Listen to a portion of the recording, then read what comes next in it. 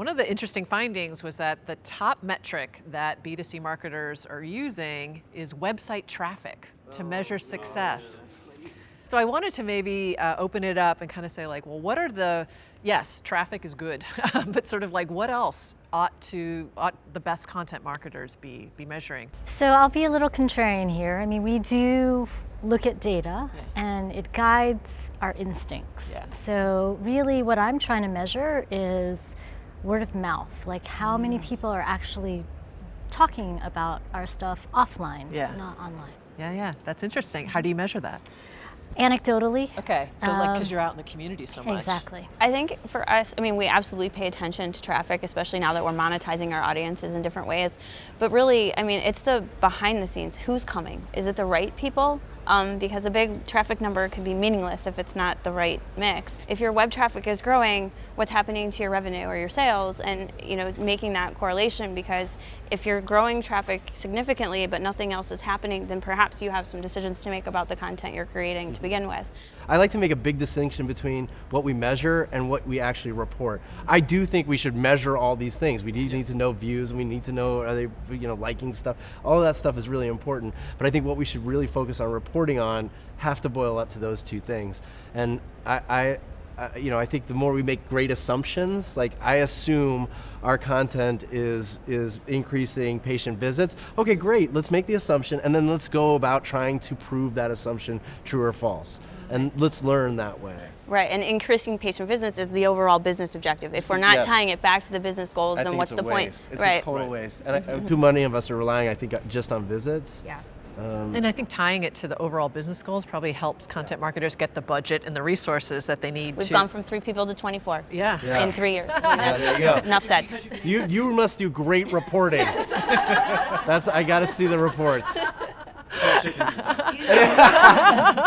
Margaret, how about you? I mean, I think that page views are important, but I think they're the important first step. And so to me, page views and visitors prove to me that we're building a brand. People are, wherever they're interacting with our content from, they are getting to it.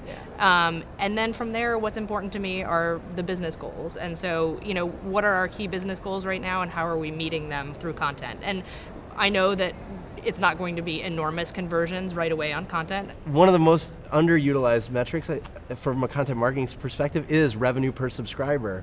And I mean, it's how the Content Marketing Institute built their business, and it's a really simple one number that you can start measuring against. Measuring the right audience or the wrong audience.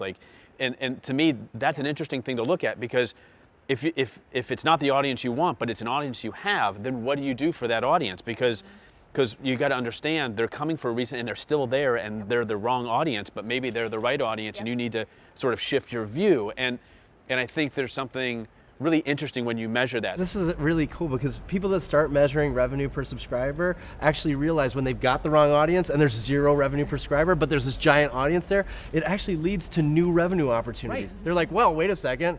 Maybe we can give them something and then turn it into a product or a service. And so it's a really... Right, if content can inspire the product. Yeah. And then the last thing I was going to say is that, I mean, at the end of the day, the metric that's most important to us is conversion. And I know it's pretty obvious to say, but it's really, really important to see how they get and take that action. And if content leads them down there, great. But if an ad gets them to do it, then great too. I mean, because we're doing it all, and it's part of the whole ecosystem. What other kind of metrics would you suggest people are looking at?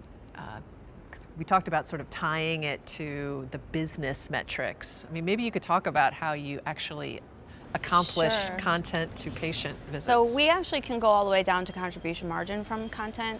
Now you're just showing off. Well, that's awesome. But it's not because, it's definitely not just because of my team. I mean, we have a multi-channel analytics department that helps us do that. We basically take some steps that enable them to make those connections and give us those reports. But in all honesty, the contribution margin report is not what my CMO holds me accountable for.